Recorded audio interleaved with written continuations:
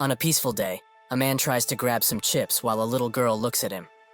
Unfortunately, the bag that he picked up had a defect, and most of the chips fell to the floor.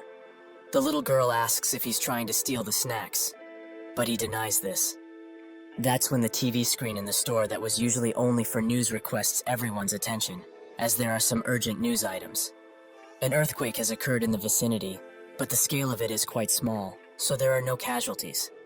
However, experts say that the earthquake is gradually increasing in size and power, so measures will need to be thought about in advance. Some students look outside and are surprised by something.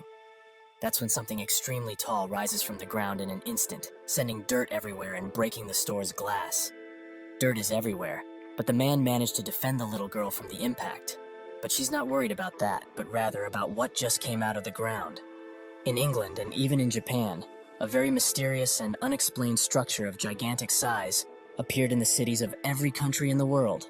People named it the Tower of Nightmares, and some had received an invitation to be a tower walker and be the heroes that would save the world. Those who accepted jumped straight into the tower's battlefield and received the blessing of the interface system, which enabled them to obtain items and powerful skills as if all of this were a game. But they realized soon in their adventure that this was no game. The people who accepted the invitation look at the countless screens that have scenes from the outside, and the tower speaks, saying that a tower impact will occur in their world very soon.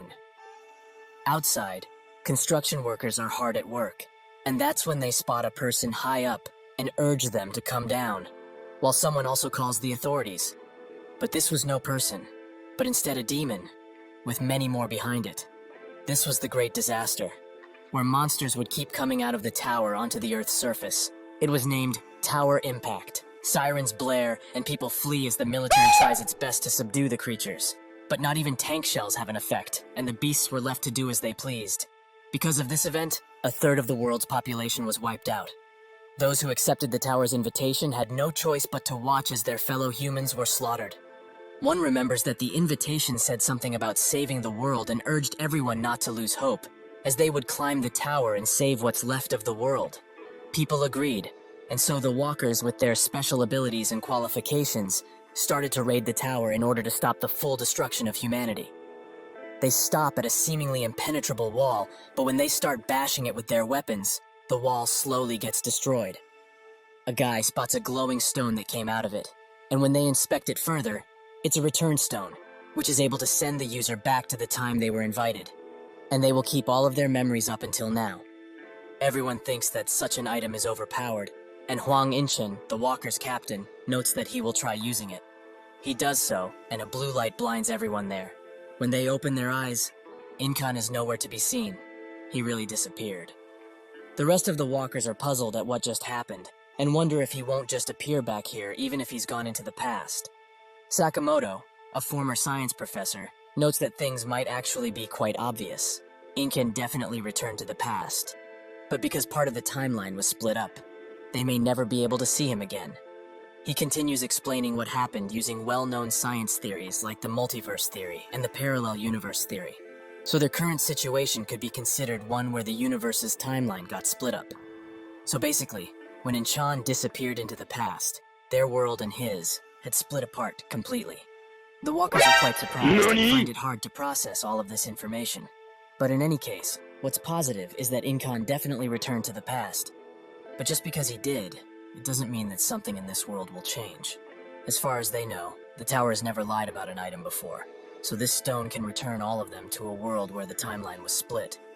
All of this is mere speculation, of course, but they can't just rule out the possibility that everyone who uses the stone will get transported to the same split timeline. The items in this tower exceed the common sense of humanity. Around that time, the second tower impact happened in the world outside, so before all of humanity was annihilated, the walkers had to make a decision. Will they use the stones and return to the past? Or will they remain in the tower and eventually meet a terrible fate? In a gruesome fight with an equally gruesome beast, most were being wiped out, and seeing that the situation was hopeless, some began using their return stones. One by one they disappear, and only one from that party is left. He falls to his knees and accepts that today, he will die. That's when someone wielding 2 daggers completely annihilates the once towering beast and asks the remaining group member if he's okay. The man says yes, and that's when many more walkers come from behind him, with one wondering how all of those bastards chose to run away like this. The man can only cry, and his savior thanks him for holding out until the very end. They gave him a stone, and these people were the only hope remaining in the tower. People who weren't tempted in the slightest by the returned stone. Humanity's last line of defense and last warriors, carpe diem. One eventful day, most of them are dead, and one of the last remaining wonders asks, when did all of this go so wrong? Earlier, while they were fighting a monster, the one who uses daggers urged Jae-hwan to attack now. He comes from behind and, in a combination attack, destroys the beast. Jae-hwan asks what the casualties are, and Daggers notes that fortunately, at least today, there were none, and the injured will be okay after some healing and rest. Perhaps at this rate, it will even be possible to reach the final floor. Some wave at them, and while waving back, Jae-hwan spots that the monster dropped something. The suppressing dragon sword, which is imbued with the energy of both sun and moon, is the sword that the Tiger Ghost, master of the 85th floor, forged in 1,000 days in order to kill a dragon. He picks it up and thinks that perhaps Yunhwan's words were right. They may be able to reach the final floor. This is what he thought, that all of this was going in their favor. But when they reached the 98th floor, the Chamber of Purgatory, reality struck him hard. Most of his comrades are dead or in the process of dying, so he's the last one remaining. The beast slaps him to the side, directly into a wall. This leaves him even more hazy, but in his core, he knows that it's over. Everything they overcame and did together, was all of it really to die like a dog in this godforsaken place? The beast charges with a flame attack, ready to end his life, but that's when Yunhwan comes from behind it and manages to deal some good blows to it. He urges Jae-hwan to get up and fight, as he can't hope to beat this beast on his own. However, the beast is too quick, and it manages to impale Yunhwan with its horn, an injury that can't be healed. Jae-hwan screams for him, and the beast uses this opportunity to run the already mortally injured Yunhwan into a wall. Jae-hwan can only watch, but finds the strength to get up and pick up his sword. He charges valiantly towards the beast, and now the winner is down to a single second. Jae-hwan manages to come out victorious, and tells Yunhwan that they should get moving. But his injury runs too deep, and he holds an already consumed return stone. He apologizes, and Jae-hwan thinks that because this guy never managed to lose his smile, even in this cruel and often unforgiving tower, the walkers gave him a nickname, Smile Knight. That same Smile Knight lost his smile today for the first time. Jae-hwan urges him to go before he changes his mind about this. Thus, he walks away. But the stone Yunhwan was holding is way too shabby, and it lost its power long ago. While walking a set of stairs, he thinks about Jae-hwan, who is much stronger than he originally thought. Thanks to that, he's convinced that it's possible to reach the top of this hellish tower. In his final moments, he sits by a window and says that if it's him, perhaps this world has not lost its hope just yet. With those words, the smiling knight's life ends. Jae-hwan stops at the door of the next floor and thinks of Yunhwan and how good of a friend he's been all this time. But he finds the courage and resolve to move forward to the 99th tower, which seems to be a snowfield of sorts. While in it, he dodges countless attacks from the beast, which urges him to give up, as this is a hopeless situation for him. But Jae-hwan refuses. Or is he perhaps too tired of playing with him this early? The beast continues its attack, and later, Jae-hwan hides below it, which angers the beast as it hates this game of hide-and-seek they keep playing. It's been 10 whole years since he reached the 99th floor, and even though he faced countless hopeless situations on his way to the 98th floor, the level of danger on this 99th floor is just incomparable to the lower levels. The boss of this floor is the ice dragon, Velkesis. Its breath, which came from a forgotten land, was hard to resist, even with the cold resistance maxed out. Jae-hwan thinks that if he hadn't picked up the pieces of equipment abandoned by the walkers who left, he would have died much earlier. The suppressing dragon sword he got on the 85th floor, the ice demon armor Yunhwan himself gave him, and the Flame King's bracelet. This came from Han Xiaoyul. He regrets even now that he wasn't strong enough to protect her, and her image still haunts him to this very day. He thinks of how she died, but the blacksmith interrupts his thinking and asks if he's really going to challenge the 99th tower again. He confirms it, as he feels that now he can manage to beat it. The blacksmith of Atopos, Jay, wonders if it will really be so. This is the village that was reclaimed after defeating the 50th floor boss, the monstrous dragon Altemianus, which goes by the name of Atopos. Although countless injured or dead walkers came in every day, people never truly lost hope, and the priests had established emergency rescue units to rescue walkers who were no longer able to fight. And the blacksmiths of the workshops created equipment for the walkers, who fought for the salvation of humanity, free of charge. Jae-won notes that it appears he's the only blacksmith left in Atopos. Jay says that he shouldn't remind him, as he's the only customer he has anyway. More importantly, it seems that supplies from the lower floors are dwindling by the day. There were still some supplies of minerals coming in a few months ago, but now you would be hard-pressed to find any. Jae-won thinks that this is only natural, as there are barely any living humans in the tower. He doesn't even know what year it is, and there have been more than 10 tower impacts that have occurred thus far. And from that point in time, people were no longer being summoned to the first floor. All of the humans on Earth were most likely wiped out, right? Jay doesn't comment on this, and instead asks if there's nothing bothering him as he goes up the tower nowadays. Jae-won finds it curious that he says this, as at the place where the first return stone was discovered, there were some very strange scribbles on the wall. These couldn't have been made by another person, but if not, by whom? He says that he found nothing in particular, and Jay notes that 2 days ago, Grandma Hyline disappeared.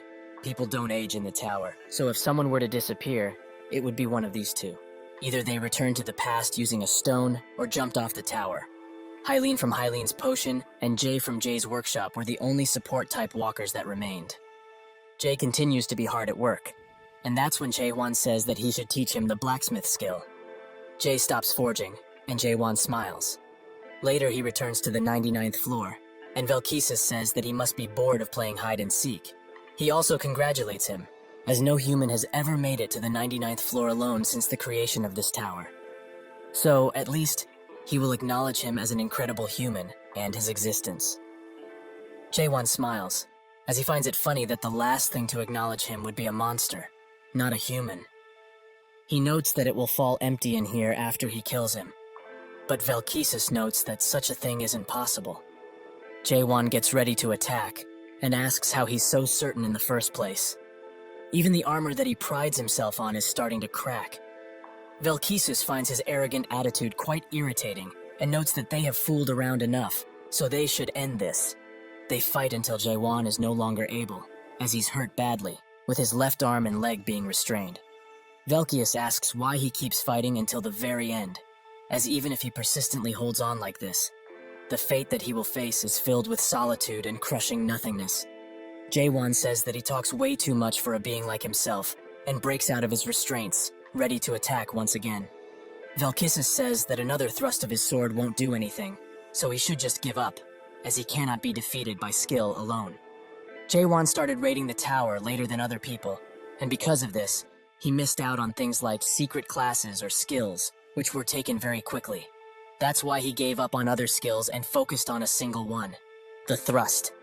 He thrust again and again, and because he killed over 50 million monsters with his thrust, his comrades thought his pronoun was thrust.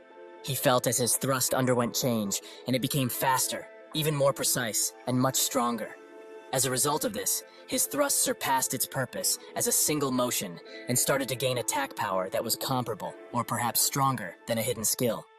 But he had an advantage, as it wasn't a skill, so he never became tired, because it didn't consume spirit power. Even if that is the case, this beast's armor is way too tough, as he managed to only scratch it after hundreds of thrusts.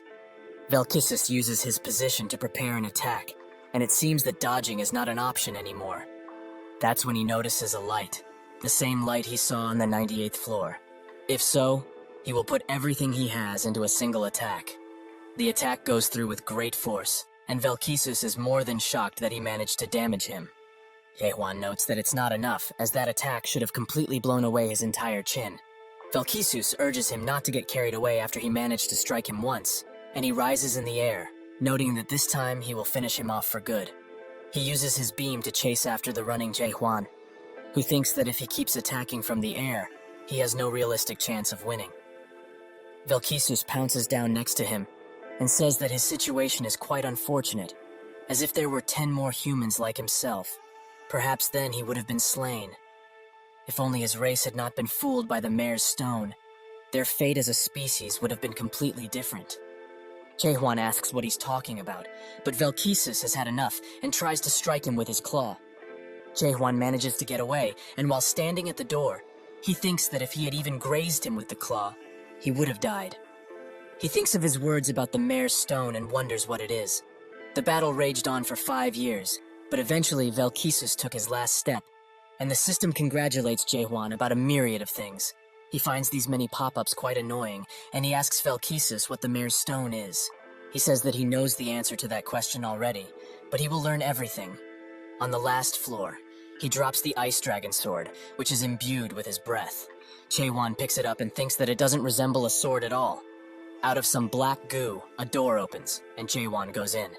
Above it, some sigils appear, which spell out Control Room. Chehuan arrives on the other side, where he sees countless monitors of the current tower. The summoning ground, Atopos. Everything is here. Someone from behind him says that he's surprised he came here already, as he thought he would have gone to the village first.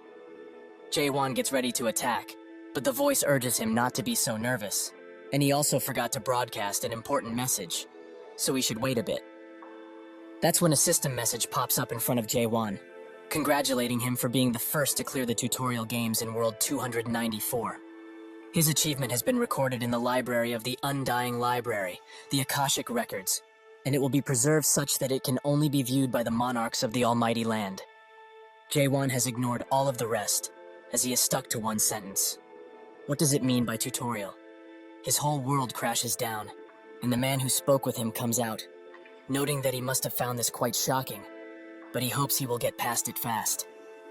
Otherwise, he might get engulfed by his own emotions. He says this, but it appears that he's too late with the warning.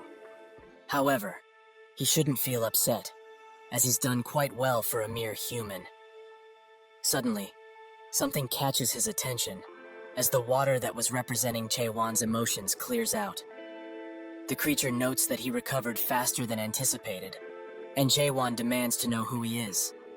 The creature apologizes, saying he was too excited to meet him, so he forgot to introduce himself. But still, to think that he reached the 100th floor by himself, this has never happened before. He is a demon by the name of Beastrain, and he is the current master of the Tower of Nightmares that he's just cleared. Chehuan says that if all of this was a tutorial up until now, the real game hasn't started yet, right? Beastrain congratulates him for his swift understanding, but before explaining, he has something to show him. He snaps his fingers, and a large monitor showing the first time Chehuan came to the tower appears. He watches this with widened eyes, and Beastrain notes how fresh they looked, and it's also been a while since he's seen these scenes. He showed up when Yunhuan introduced him to the party.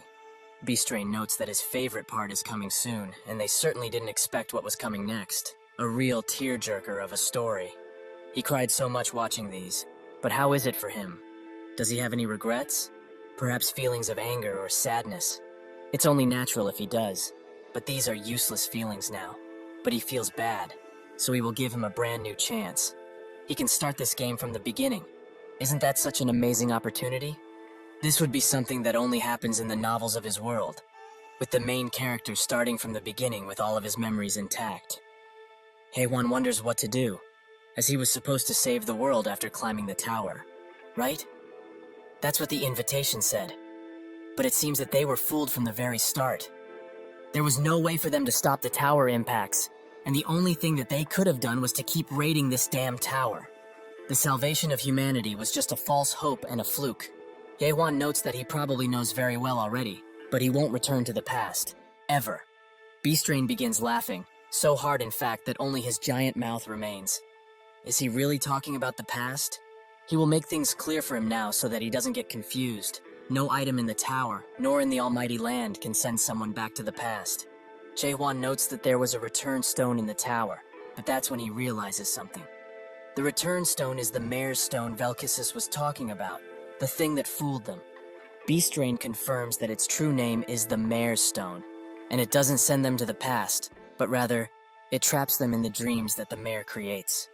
He couldn't even imagine, until they reached the 77th floor, that there was a race so obsessed with going back to the past.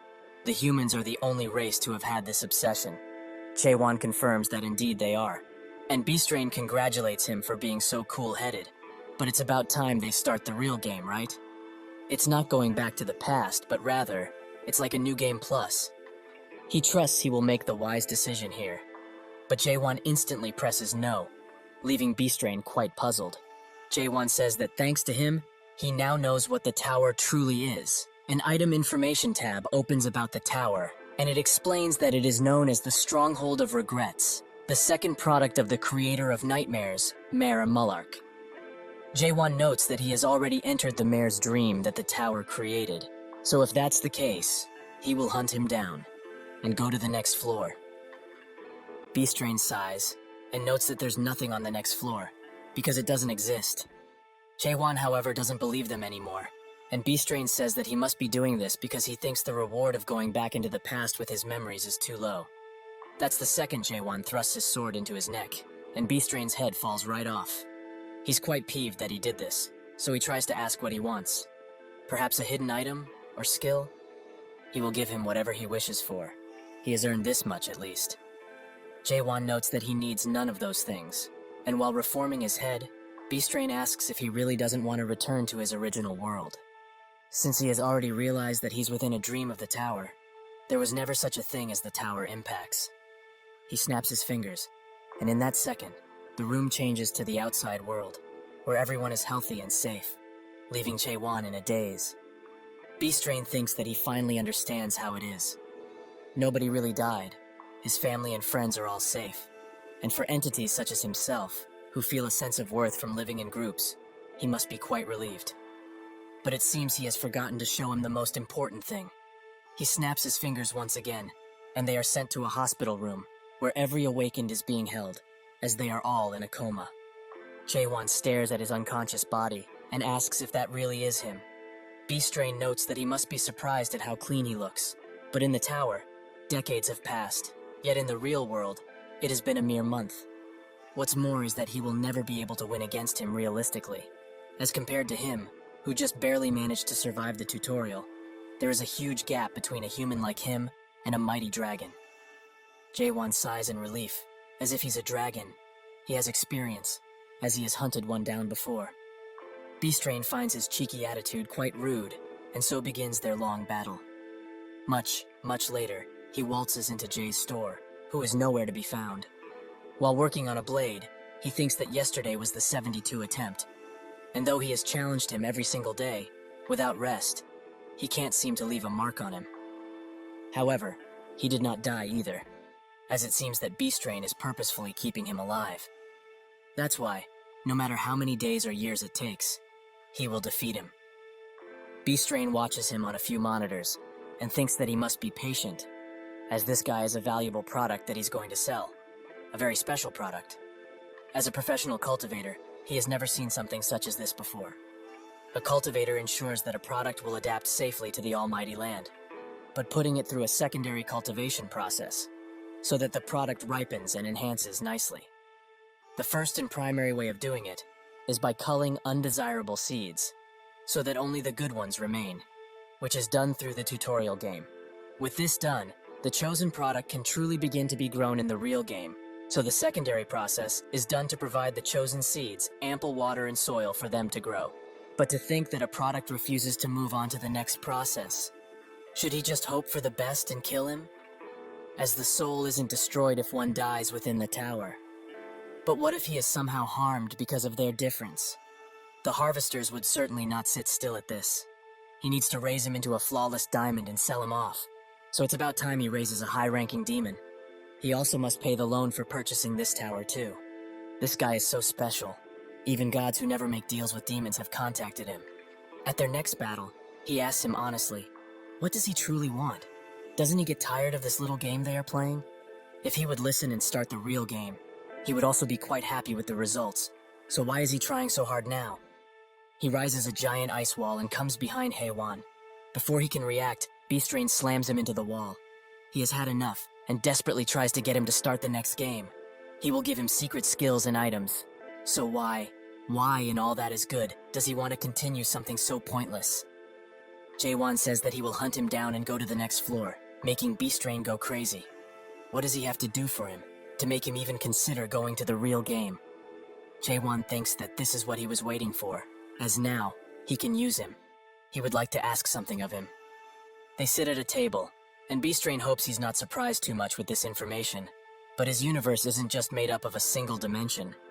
Jaewon notes that he already knew, as parallel universes and things like the multiverse are common speculation on Earth too.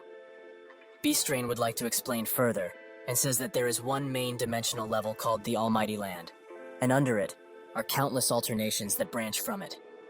Earth is just one of the small planets in the dimensional realm that were scattered from countless alternations.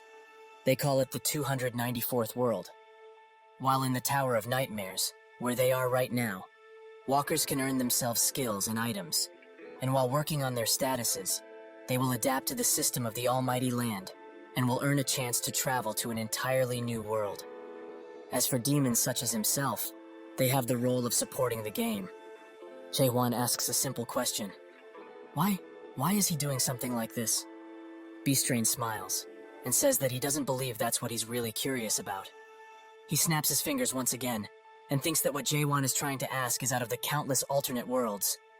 Why has the Tower of Nightmares come to his? That is right, isn't it?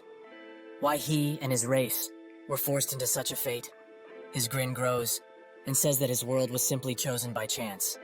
Jaewon demands he stop talking about that, as what he really wanted to ask is, why is someone like him operating this tower? Beastrain is quite surprised by this and tries to beat around the bush, saying that it's just something his race volunteers to do. But it seems that he doesn't believe him. However, demons really do enjoy volunteering quite a bit. There are many demons who they themselves watch over other special walkers on different planets. They have made a paradise where humans, monsters, and demons can live together peacefully. The harvesters have had their patience run thin, so they are now demanding he finish this already. He tries to coerce Jaewon one last time, but he doesn't believe him for a second, as it seems he is also able to read the harvester's words. Earlier, he looked at his status window, and it seems that all his stats were maxed out. Even with this, he just can't seem to defeat Beastrain, no matter what he does. Can humans really be reduced to nothing in this world system? That's when he feels something in his chest, and when he looks forwards, he sees a glowing light coming from some ice. He reaches his hand forwards and touches it. They took the form of fine particles, as well as rough sugar cubes. Every time they changed, they took on a different form entirely. These particles were the essence of the world, and no matter the form, he understood what it was almost instinctively. It seems that this is why he can read the monarch's messages. He asks about them, and Beastrain is glad he has some interest in this.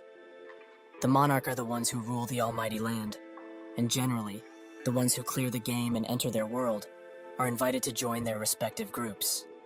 Jaewon asks more about joining up forces with them, and Beastrain explains that depending on which monarch one chooses, their future will change drastically too. If he follows his advice and does as he says, he, the mighty Beastrain, will swear upon his honor as a demon that he will use all of his power to help him go under a great monarch. Of course, this applies only if he's actually willing to participate in the main game. Jaewon notes that he sounds like someone trying to sell him insurance, but they will do as he says. In exactly 10 days, he will be out of this place. 9 days later, Jaewon continues to train his thrust, while Beastrain can only watch this boring show. But he only needs to be patient for one more day. Then he will be able to pay off those bastards who deceived him with this tower. However, if he wasn't deceived in the first place, he wouldn't have to go through this. The tower he bought was only a first-generation antique, so old that nobody could assess how old it truly is. Those damn mares sold it to him like it was an extremely good deal, though. If only it was a third-generation tower, it would have had the function to forcibly end the tutorial without damaging the product. But now, he can't just end the game without the product's consent because of this fair and square tower. However, what could he truly have done, as apparently, being poor is a sin. He only hopes that tomorrow, this nightmare will be over. The next day, he gives him a ton of tips and summaries of what's going to happen. And so the message to end the tutorial game pops up once again. Beastrain asks if he memorized everything, and Jaewon confirms it. Now the only thing he needs to do is press that yes button. B-Strain has been waiting for this day,